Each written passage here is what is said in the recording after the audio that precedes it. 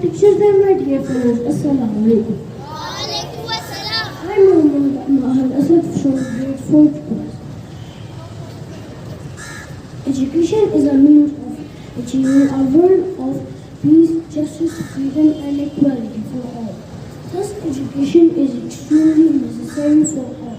No good life is possible without education. It endorses the intelligence of humans, develops his skills and enables him to be industrious. I would like to end my speech by the quote of Nelson Mandela. Education is the most powerful weapon which can use to change the world. Thank you.